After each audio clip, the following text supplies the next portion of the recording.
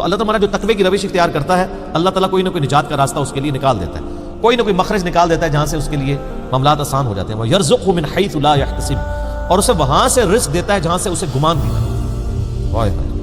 رزق میں صرف دنیاوی جو ہم مال دولت اس کو ایک رزق سمجھتے ہیں، یہ ایک رزق کا بالکل چھوٹا سا ٹوٹا ہے. اس سے بڑا رزق اللہ تعالیٰ ہمیں دے رہا ہے جس کی طرف ہماری توجہ نہیں ہے، اور وہ رزق ہے ہماری صحت. ایک شخص کے پاس کروڑوں روپے ہے لیکن اس کے گردے فیل ہو چکے ہیں، تو کس کام کا ہے؟ ایک بندے کے پاس اربوں روپے ہے لیکن اسے معدے کا السر ہے، وہ چاٹ نہیں کھا سکتا، وہ گول گپے نہیں کھا سکتا، وہ بریانی نہیں کھا سکتا، چاہے اس کے جتنے مرضی ہوٹل ہو. تو دنیاوی مال و دولت کا آ جانا صرف یہ رزق میں سے میں نے کہا یہ بالکل چھوٹا سا جز ہے، اس کو انسان یوٹیلائز کرے یہ بہت بڑی بات ہے. دنیاوی صحت جو اللہ نے انسان کو زندگی میں دی ہے، لوگ کہتے ہیں اللہ نے مجھے کیا دیا ہے؟ جو شخص یہ بات کرے نا اسے کو جی 1 کروڑ روپے لے دو، اپنی ایک آنکھ نکال کے مجھے دے دو، کوئی دے گا؟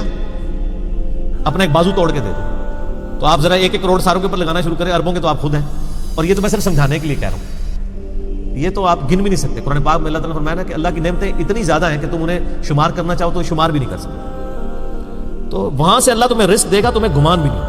اب رزق کے لیے ضروری نہیں ہے کہ آپ کے پاس مال و دولت اور آپ کے ایسٹس بڑھ جائیں. یہ بھی اللہ تعالیٰ کا بہت بڑا رزق ہے کہ آپ کے پاس جو تھوڑے بہت ایسٹس ہیں وہ سلامت ہیں. کسی ایک میڈیکل کیس کسی گھر کے اندر 1 کروڑ پڑتی بندے کو بھی لا کے زیرو پہ کھڑا کر سکتا ہے. آپ کی زندگی میں کئی ایسے کیسز ہوئے ہوں گے جو دادے تک بک جاتی ہیں. اور مجھے واسف علی واسف صاحب کی بات یاد آ گئی. وہ کہتے ہیں میں وہ مسجد میں بیٹھا ہوا تھا تو ایک بندے کو میں نے دیکھا کہ وہ دعا مانگ رہا ہے کہ اللہ 25 سال پہلے جو میں نے دعا تو اس سے کی تھی وہ واپس لے لیں، بس یہ دعا کر رہا ہے. کہتے ہیں وہ فارغ ہوا تو میں نے اس سے پوچھا کیا ہوا؟ اس نے کہا جی 25 سال پہلے میں نے اللہ سے رو رو کے ایک بیٹا مانگا تھا، میری بیٹی ہی تھی صرف، اور وہ بیٹا میرے گاٹے فٹ ہو گیا، یعنی وہ نشے میں مبتلا ہو گیا، سارا گھر کا مال اس نے بیچ دیا، مجھے کنگال کر دیا. تو میں اللہ سے کہہ رہا ہوں یا اللہ یہ اولاد واپس ہی لے لے.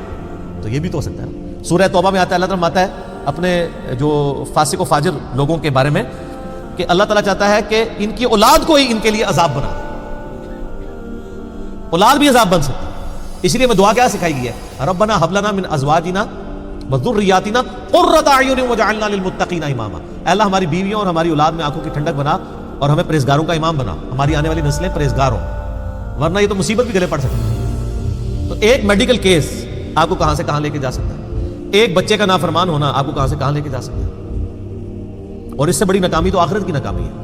ایسا بچہ بھی ہو سکتا ہے کہ جو آپ کی دنیا تو برباد نہ کرے لیکن آخرت برباد کر دے، اس کی وجہ سے آپ گناہوں میں مبتلا ہو جائے. تو یہ بھی رزق کی ایک فارم ہے. رزق صرف یہ نہیں ہے کہ آپ کے لیے مال پانی کھل جائے، بلکہ مال سبسسٹنس لیول پہ بھی موجود ہے، لیکن آپ کو کوئی ایسی تکلیف نہیں آ رہی کہ جس کی وجہ سے آپ کا مال نہیں نکل رہا. ورنہ ایک بندہ 10 لاکھ روپے مہینے کا کماتا ہے اور 9 لاکھ روپے اس کا نکل جاتا ہے، کیا فرق پڑا اس کو؟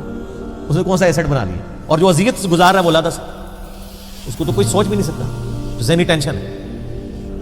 صحیح بخاری مسلم میں حدیث ہے، نبی علیہ السلام فرمایا ہمیشہ اپنے سے نچلے لوگوں کو دیکھو تو تمہیں یوں اللہ تعالیٰ کی نعمتوں پہ صبر نصیب ہوگا اور قناعت نصیب ہو جائے گی. اوپر نہ دیکھو. اور پھر بخاری مسلم میں یہ حدیث ہے کہ ابن آدم کے پاس اگر سونے کی 2 وادیاں ہوں تو وہ خواہش کرے گا تیسری وادی بھی مجھے مل جائے، اس کا پیٹ صرف قبر کی مٹی بھی. اعوذ باللہ تعالی. بخاری مسلم دونوں میں حدیث ہے کہ انسان کہتا ہے میرا مال میرا مال میرا مال. نبی علیہ السلام فرمایا تیرا مال تو وہ ہے جو تو نے کھا پی لیا یا پہن کر بوسیدہ کر دیا یا اللہ کی راہ میں خرچ کر کے آخرت کے لیے محفوظ کر لیا. باقی جتنا مال ہے وہ تو تیرے ورثہ کا مال ہے، تو کہتا ہے میرا مال ہے. پھر بخاری مسلم دونوں میں حدیث ہے کہ نبی علیہ السلام نے فرمایا کہ انسان کے 3 دوست ہیں، ایک دوست ہی اس کی قبر تک ساتھ جاتا ہے، وہ اس کے اعمال ہیں. باقی جو 2 دوست ہیں وہ باہر ہی رہ جاتے ہیں، اس کے رشتہ دار اور مال. اب مال ساتھ جاتا ہے، مال بھی آپ ساتھ لے کے جا سکتے ہیں، لیکن وہ مال جو آپ نے پہلے اپنی زندگی میں اپنی مرضی سے اللہ کی راہ میں خرچ کر دیا وہ اللہ کے ڈیوائن بینک میں جمع ہے. وہ قرآن پاک میں سورۃ البقرہ میں آیا 700 گنا تک کہ اللہ تعالیٰ کر کے لوٹائے گا، بلکہ یہاں تک فرمایا کہ یہ اللہ تعالیٰ کو تم قرض دے رہے ہو اور اللہ تعالیٰ اس قرض کو لوٹائے گا. دیکھیں کتنا قدردان ہے کہ دیتا اللہ ہے، اور جب اسی کے دیے ہوئے میں سے آپ اسی کی راہ میں خرچ کرتے ہیں تو وہ کہتا ہے کہ یہ تم نے مجھے قرض دیا ہے. اللہ کہتا ہے میں تمہارا مقروض ہوں، تمہیں لوٹاؤں گا. یہ ہے اللہ تعالیٰ کی قدردانی. جامعہ ترمذی میں حدیث ہے، مسند امام احمد میں موجود ہے کہ نبی علیہ السلام فرمایا کہ جب بھی کوئی شخص دعا کرتا ہے وہ خالی نہیں جاتی. یا تو اس دعا کے عوض جو تم نے مانگا وہ اللہ تمہیں عطا کر دیتا ہے، یا اس سے بہتر یعنی اس کی برکت سے اللہ تعالیٰ بہتر نعم البدل دیتا ہے، تمہاری کوئی تکلیف ٹال دیتا ہے، یا پھر اس دعا کو سنبھال کے رکھتا ہے قیامت کے دن کے لیے اور اس دعا کے ایکویلنٹ تمہیں اجر عطا فرماتا ہے. تو تو دعا تو بہت ضروری ہے، اللہ کی طرف رجوع لانا۔ ٹاپک اور طرف چلا جائے گا، فی الوقت اس کی طرف آپ کنسنٹریٹ کرے کہ اللہ تعالیٰ مارا کہ تمہیں وہاں سے رزق ملے گا، تمہیں گمان بھی نہیں ہوگا۔ وَمَن يَتَوَكَّلْ عَلَى اللَّهِ، اور جو کوئی اللہ پر توکل کرے، فَهُوَ حَسْبُهُ، تو اللہ اس کے لیے کافی ہے۔ ان اللہ بالغ امری، اللہ تعالیٰ تو اپنا کام پورا کر کے رہتا ہے، لیکن قد جعل اللہ لكل شيء قدرا، اللہ نے ہر معاملے کے لیے ایک اندازہ مقرر کر رکھا ہے۔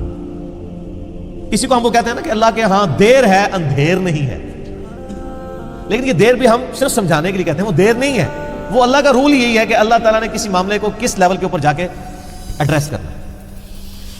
23 سال تک مشرکین عرب کو دیکھیں نا مہلت ملی ہے، کتنے لوگوں نے کہا کہ دیکھو کان پک گئے ہیں ہمیں سنتے ہوئے، نبی علیہ السلام ہمیں دھمکیاں لگاتے ہیں کہ قوم عاد قوم سمود کی طرح تم بھی برباد کر دیے جاؤ گے، جب وقت کے پیغمبر کا انکار کرو گے تو عذاب تو کوئی نہیں آ رہا۔ اور قرآن پاک میں پھر نبی علیہ السلام کے بارے میں بھی آتا ہے کہ آپ علیہ السلام نے بھی تھوڑی سی بے صبری کا مظاہرہ کیا، سورۃ الانعام کے سٹارٹ میں آپ پڑھ کے دیکھ لیں تو اللہ تعالیٰ نے پھر جلال فرمایا کہ نبی تم چاہو تو جاؤ زمین میں کوئی سرنگ تلاش کر لو یا آسمان میں کوئی سیڑھی لگا کے ان کی مرضی کا معجزہ انہیں لا کے دکھا دو، ہم اپنے فیصلوں میں یعنی کسی کے پابند نہیں ہیں۔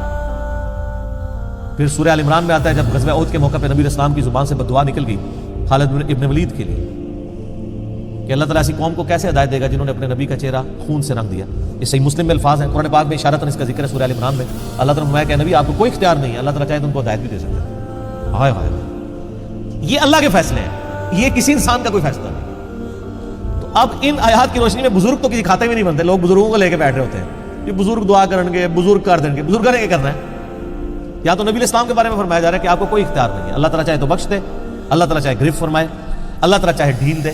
اللہ نے ہر کام کے لیے ایک اندازہ مقرر کیا ہوا ہے، وہ اسی موقع کے اوپر اللہ تعالیٰ اس چیز کو اسٹیبلش کرتا ہے۔ وہ اللہ کے ڈیوائن علم میں ہے کہ کب اللہ تعالیٰ نے اسلام کا غلبہ کروانا ہے۔ جب نہیں کروایا تو 13 سال میں 125 بندے ہی مسلمان ہوئے ہیں، اور اگلے 13 سال کے اندر دونوں سپر پاورز بھی الٹ دی گئی ہیں، دونوں طرف ٹائم پیریڈ تو ایک ہی ہے۔